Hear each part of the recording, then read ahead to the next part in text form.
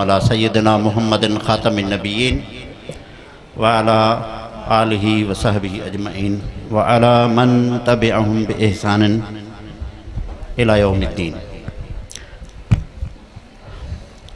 क़ाल अल्लाहु तबारक व तआला फ़ी कलामिहिल मजीद इन्नल्लाह व मलाइकतहु युसल्लूना अलन नबिय्यि या अय्युहल्लज़ीना आमनू सल्लू अलैहि व सल्लिमू तस्लीमा। सलात शरीफ।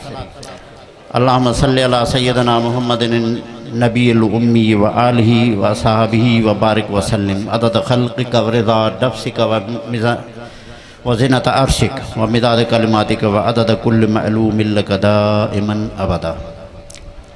मुंहिंजा मोहतरम मुसलमान भाइरो ही सीरतुन नबी सल्लल्लाहु अलैहि वसल्लम के हवाले से प्रोग्राम हर साल मुनक़िद थींदो आहे। मूंखे शायदि इश्तिहार में ॾिठुमि त अलाए 16 अलाए 26 22 नंबर प्रोग्राम है सालाना, जेको चाचे हमज़े ऐं गौस बख्श जे रूह जे ईसाल साहब जे लाइ ऐं रसूल सल्लल्लाहु अलैहि वसल्लम जी सीरत जे हवाले सां थिए थो। ऐं मूंखे इहो बि पकी तरह यादि आहे 2003 में जॾहिं उमिरि ते पहिरियों दफ़ो वियो हुउसि त उते चाचो हमज़ो बि ॾिसण में आयो हो हरमैन में। हाफ़िज़ मोहम्मद असलम उजण मूं सां गॾु हो। कुछ हिन वक़्तु सीरत जे हवाले सां मुख़्तसर ॻाल्हियूं कंदुसि। हज़रत पाण सगोरन सल्लल्लाहु अलैहि वसल्लम जेको जो नसब आहे उहो पाण बि ॿुधाईंदा हुआ।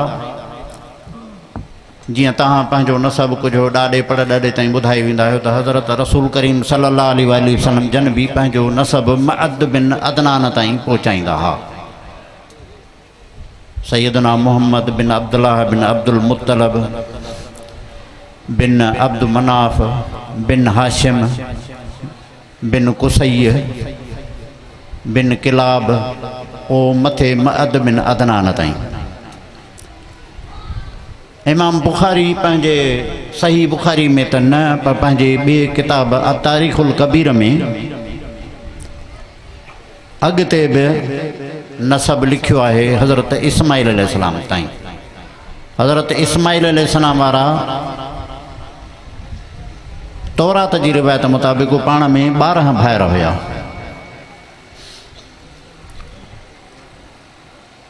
पोइ अॻिते बि नसब ॾाॾे आदम ताईं किन किताबनि में लिखियलु आहे। मखदूम मोहम्मद हाशिम ठटवीह पंहिंजे किताब फ़तहुल कवी फ़ी नसब नबीअ में हज़रत आदम ताईं नसब लिखियो आहे।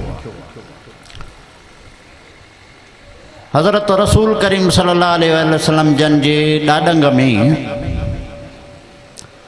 नज़र ऐं फ़हर ॿ मशहूर शख़्सियतूं थी गुज़रियूं आहिनि। पोइ इन ॻाल्हि में इख़्तिलाफ़ आहे त कुरैश कंहिंजो लक़ब हो, नज़र जो या फ़हर जो।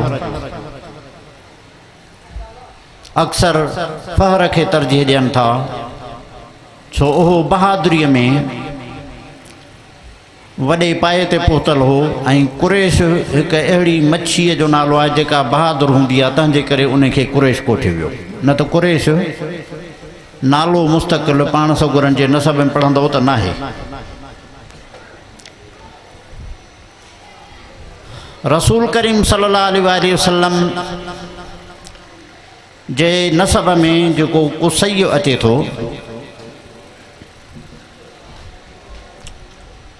कुसै बिन किलाब,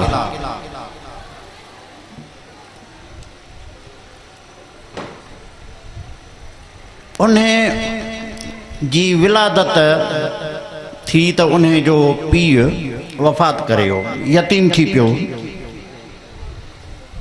उन करे उन्हें जी माउ खेसि वठी वई शाम मुल्क जे भरिसां को इलाक़ो हो, असुल शायदि रहवासण उतां जी। पोइ उनखे माउ किसा ॿुधाईंदी हुई मके जा, हरम मकीअ जा, काबतुल्लाह जा। तंहिंजे करे हुनखे शौक़ु जाॻियो त मां पंहिंजे बाबा साईं जे वतन ॾे पहुचां। पोइ नेठि पंहिंजे माउ खां मोकिलाए उते आयो त संदसि भाउ ज़ुहर जेको हो उन वक़्तु कुराड़ो थी चुको हो, पर अखियुनि खां बि वॾो थी चुको हो। पोइ उन पंहिंजे भाउ जो आदर भाव कयो, उन जी शादी कराई ख़लील नाले शख़्स सां जेको काबतुल्लाह जो मुतवली हो। पोइ ख़लील बि ओचिती कई वफ़ात ऐं वसियत करे वियो इन कुसई बिन किलाब जे लाइ त हाणे मुतवली काबे जो उहो थींदो। पोइ कुसई काबतुल्लाह जे हवाले सां ख़िदमतुनि खे पाण में कुझु माण्हुनि में विराहियो।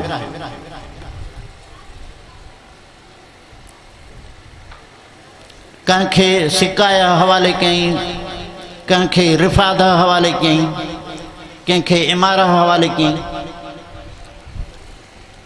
सिकाया जो मतिलबु पाणी पियारणु हाजनि खे ख़िदमत, रिफ़ाद माना हाजुनि खे मानी खाराइणु, इमारा माना काबतुल्लाह जी भॻी टुटीअ जी तामीर करणु। ऐं इन सिकायतुल हाज जो क़ुरान शरीफ़ में भी ज़िक्र आहे, अजअलतुम सिकायतुल हाज व इमारतुल मस्जिदिल हराम कमन आमन बिल्लाह। उन वक़्तु कुरैश पाण सगुन जे दौर में फ़ख़ुर कंदा हुआ त असां सिकाया असांजे हवाले आहे।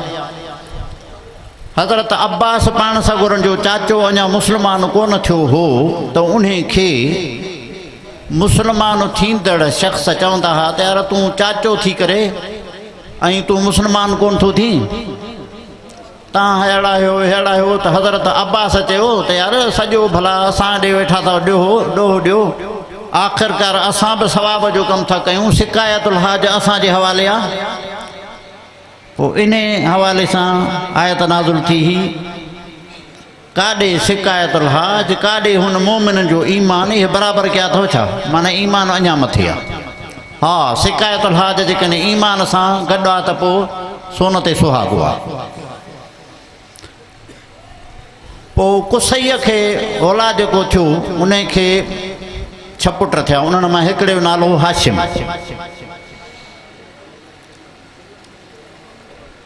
हाशिम मके जे कुरैशन खे दुनिया में मुतारिफ़ करायो, ख़त लिखियईं रूम जे कैसर ॾे,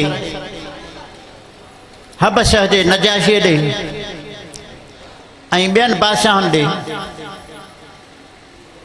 ऐं उन्हनि खे चयईं त हीउ असांजो हरम मकी आहे, वॾो इज़त वारो आहे, इब्राहिम अलैहिस्सलाम जी निशानी आहे, ॾाॾे इस्माइल जी निशानी आहे, असां सां ख़ुसूसी रिआयत कई वञे।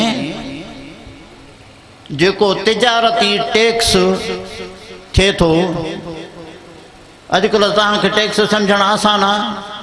हीउ कहिड़ो आहे अमेरिका जो सदर ट्रम्प, इहो जेको टैरिफ पियो थो लॻाए, फलाणे ते हेतिरो 25% टैरिफ, इहो टैरिफ बि लफ़्ज़ असुलु अरबीअ मां वरितलु आहे, तारीफ़। इन टैक्स खे अरब में चवंदा हुआ तारीफ़, उनखे तारीफ़ मां टैरिफ थी वियो। सो उन्हनि बादशाहनि खे ख़त लिखियईं त टैरिफ में असांखे गुंजाइश ॾिनी वञे। पोइ उन्हनि बादशाहनि कैसरे रूम ऐं नजाशीअ कुरैश जे तिजारती काफ़िलनि खे टैक्स फ्री करार ॾेई छॾियो।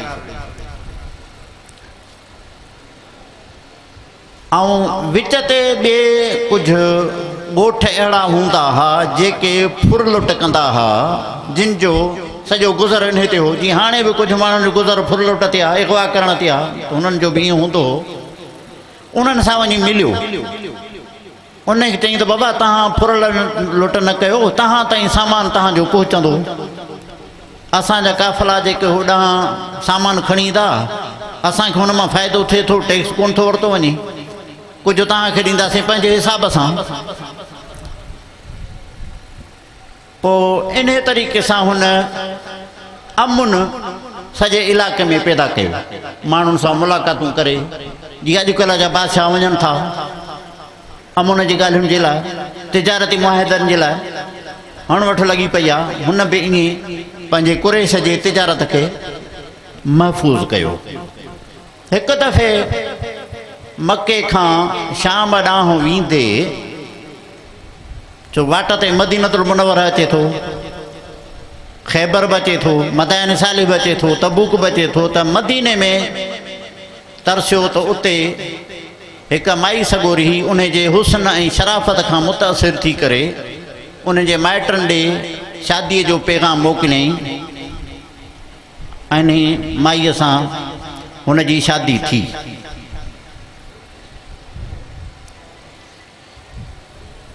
पोइ माईअ समेत सफ़र में हलियो। शाम मुल्क वेंदे जॾहिं ग़ज़ह में पहुतो, जिते अॼुकल्ह बमबारी हले थी, फ़लस्तीन वारो ग़ज़ह, उते हाशिम जो रूह परवाज़ करे वियो, वफ़ात करे वियो, उते ई दफ़न थियो। पोइ उन खे पुट ॼाओ, जंहिंजो नालो ॿियो रखियो हुओ, पर बाद में जॾहिं हाशिम जे भाउ खे ख़बर पई त अदे खे पुट ॼाओ आहे ऐं अदो उते वफ़ात करे हो ऐं इहो पुटु 8 सालनि जो थी चुको हो, उहो आयो उन माई सगोरीअ खां पंहिंजो भाइटियो वठी वियो ऐं उनजो नालो रखियईं अब्दु मनाफ़। पोइ अब्दु मनाफ़ ते अॻिते क़यादत आई। अब्दु मनाफ़ खे हिकु भाउ बि हुयो मुतलब। पोइ अब्दु मनाफ़ जो वफ़ात करे वियो त उन खे जेको औलाद थियो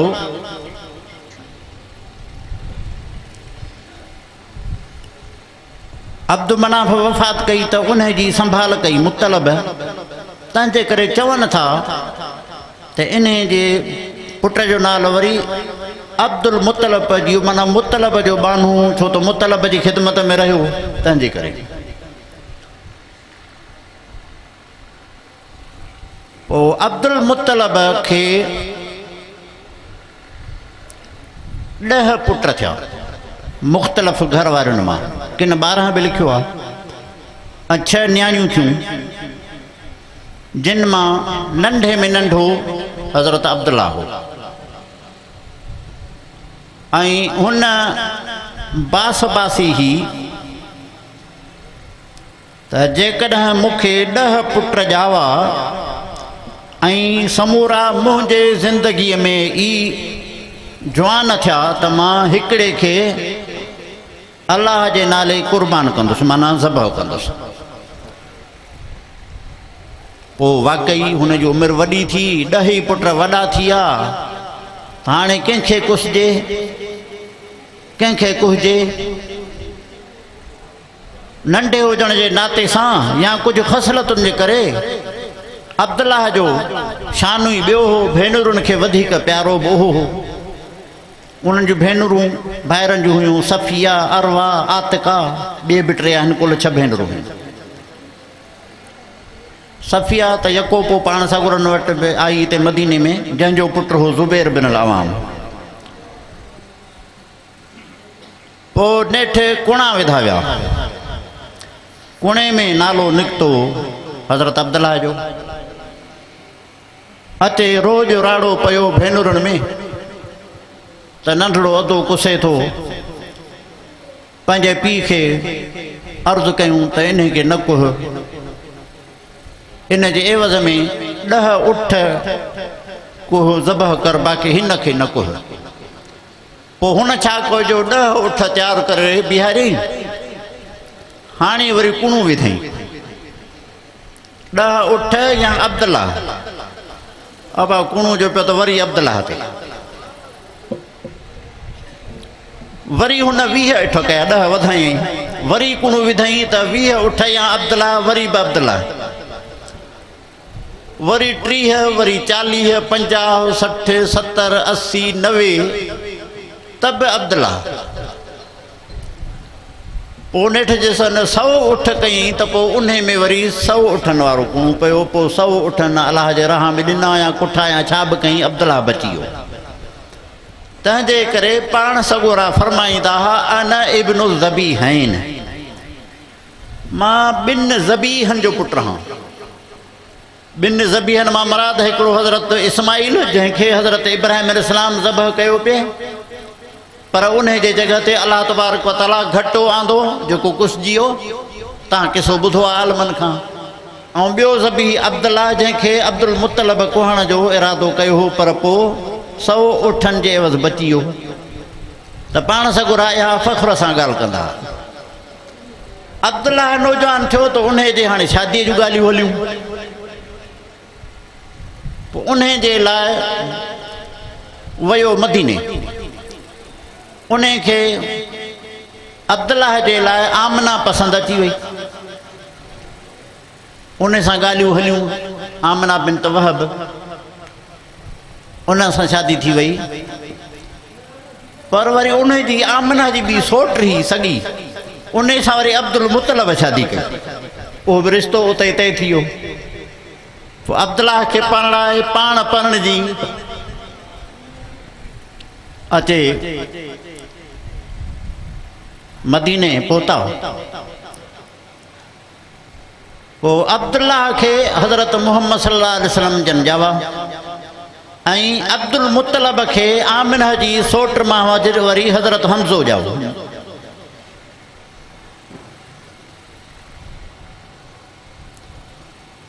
इहो माना हुन 10 पुटनि खां अलावा नंढो नंढो पुटु। तंहिंजे करे इहे पाण में पाण सगोरा सल्लल्लाहु अलैहि वसल्लम हज़रत हमज़ो हूअं त खणी चाचा भाइट आहिनि, पर उमिरि जे लिहाज़ सां बराबरि आहिनि ऐं रिज़ाई भाइर बि आहिनि पाण में। पोइ हिकु दफ़े हज़रत अब्दुल्ला वियो पंहिंजे नानाणे, त उते अब्दुल्ला बीमार थी पियो, वफ़ात करे वियो। पोइ उन खे उते ई दफ़न कयूं। उन जी वफ़ात या क़बर इन मस्जिद नबवी जे अंदरि इहाते में आहे, ॾसींदा आहिनि त हिन हंध ते उन जी क़बर हुई, ख़ासि पथर जो निशान आहे उते। पोइ हज़रत बीबी आमना उतां मोटी, उहा बि गॾु हुई पंहिंजे नंढड़े मोहम्मद खे वठी करे, या ॿिए दफ़े इन सफ़र में लाज़िम कोन्हे, ॿिए दफ़े वई पंहिंजे छा चइजे पेके, त उतां मोटी त पाण बीमार थी पई वाट ते, वफ़ात करे वई अबवा जॻह ते। ऐं उन जी क़बर त जी ज़ियारत मां बि कई आहे, घणनि कई हूंदी, करणु ॾियनि कोन था उते, पर थी वञे थी मिड़ी अटकल सां। रसूल करीम सल्लल्लाहु अलैहि वसल्लम नंढड़ा हुआ, पोइ उन्हनि जी परवरिश अब्दुल मुतलब कई, वरी 2 सालनि खां पोइ उहो बि वफ़ात करे वियो। पोइ अब्दुल मुतलब खां पोइ वरी काबे जी सदानत संभाल अबू तालिब वटि आई। पोइ अबू तालिब पाण सगुरनि खे सफ़र में वठी वेंदो हो, तिजारती सफ़रनि में। इहो मशहूरु किस्सो आहे त इन शाम वारे पासे हिकु वण हेठां पाण सगुरनि आराम कयो हो। चवनि ईअं था त उहो वण उहो ई आहे, हालांकि सॼी सहरा झंगल में ॿियो को बि वण 100 मीलनि में ॾिसण में कोन थो अचे, हिकिड़ो ई वण आहे। मां ज़ियारत कई आहे उन वण जी, अञा ताईं बि आहे। उनखे वण खे साह बि वण खणी चइजे।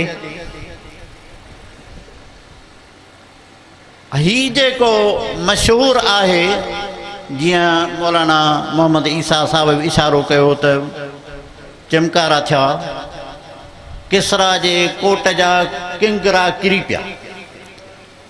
वो किसरा जे कोट जे किंगरनि मां मुराद आहिनि मदाइन, जेको ईरान जे मातहत हो, किसरा जे मातहत हो शहर, उन में वॾो उन जो महल हो।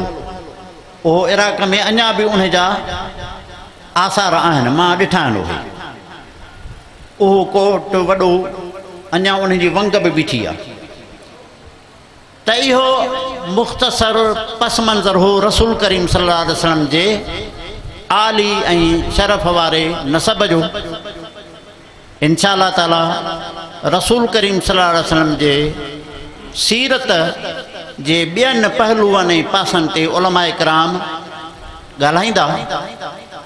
पाण सॻोरनि सल्लल्लाहु अलैहि वसल्लम जे सीरत जे हवाले सां जेतिरो सॼी दुनिया में लिखियो वियो आहे, हर पहलूअ जे लिहाज़ सां लुआब मुबारक जा कहिड़ा मोजिज़ा उन ते अलॻि, संदन उज़वनि जे मोजिज़नि ते अलॻि, संदन शराफ़त ते अलॻि, संदन वहय ते अलॻि, हज़ारे छा पर लखें किताब लिखिया विया आहिनि। इहो शरफ़ कंहिं बेशख़्सियत खे हासिलु कोन्हे। अल्लाह तबारक व तआला खां दुआ आहे त असां समूरनि मुस्लमाननि खे रसूल करीम सल्लल्लाहु अलैहि वसल्लम जे तरीक़े ऐं सीरत ते हलण जी तौफ़ीक़ अता फ़रमाए। वमा अलैना इल्लल बलाग।